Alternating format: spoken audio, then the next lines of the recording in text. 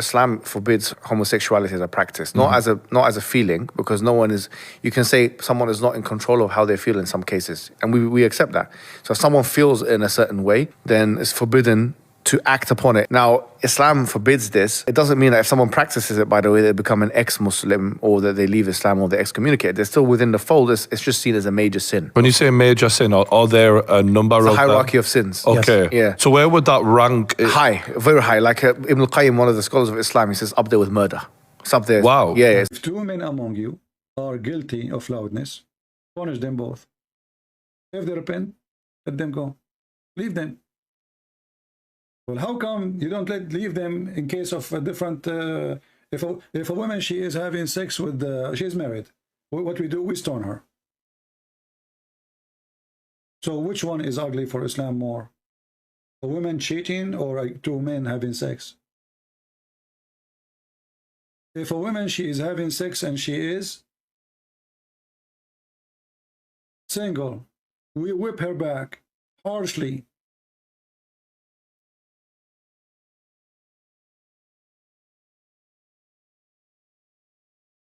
But if two gays having sex, we hurt them, we insult them,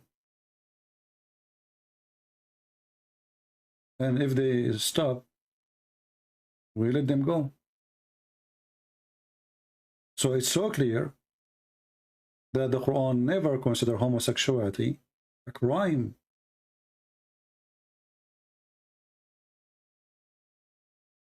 Otherwise, the punishment should be severe. And as you see, there's not a single time a punishment mentioned.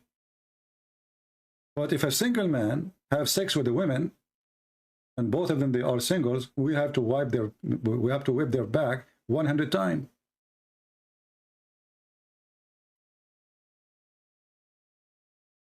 The woman and the man who is guilty for illegal sexual, and by the way, the verse never says if they are married or not. It says men and women. This is how stupid the Quran is.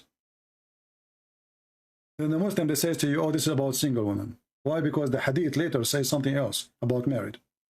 But as you see, the Quran never mentioned that if a woman, she is married, there's a punishment for her, or a man is married, there's a punishment for him.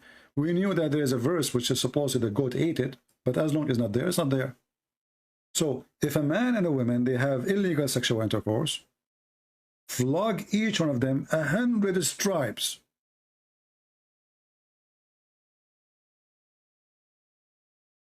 What is the penalty of a homosexual?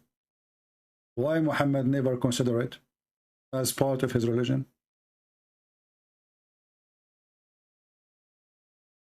If you say to me in the hadith, it says this hadith is not even sahih. And even if it's sahih, is Muhammad correcting the Quran?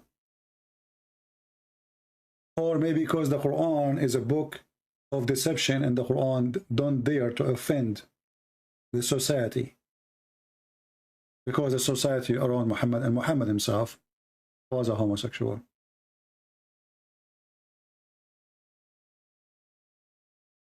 Here you will notice how the Muslims, they try to hide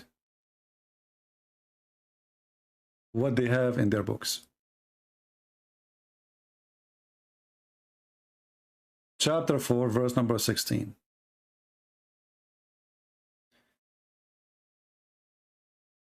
And by the way, if the Muslim, they say this verse is about a man and a woman only, that means there's no verse in the Quran, all of it is about homosexuality.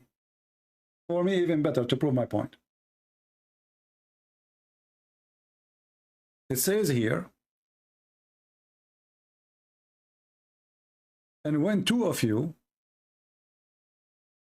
commit what?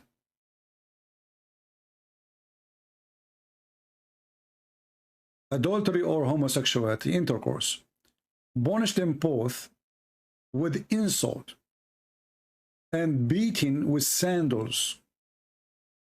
But if they repent for homosexuality act, just let them go.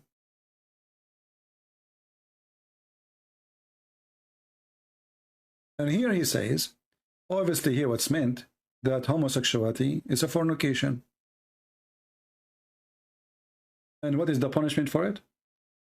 You beat them with your sandals. This is Tafsir al-Jalalain. We can go to Ibn Abbas. We can go to Ibn Kathir.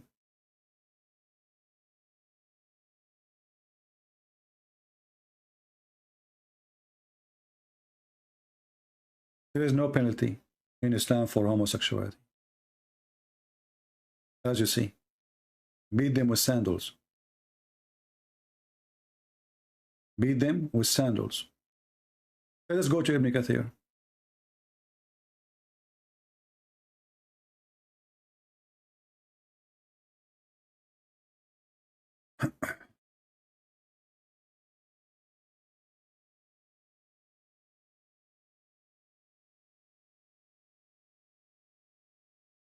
Ibn Abbas said from Jubair, he said the punishment include cursing, shaming them, and beating them with sandals. And then here he says this is abrogated by stoning, but Muhammad, Quran never say anything about that. This is something later the Muslim they add. There is not a one time in the Quran it says you do punish homosexual. It says hurt. And how? Beat them by sandals. Why the Quran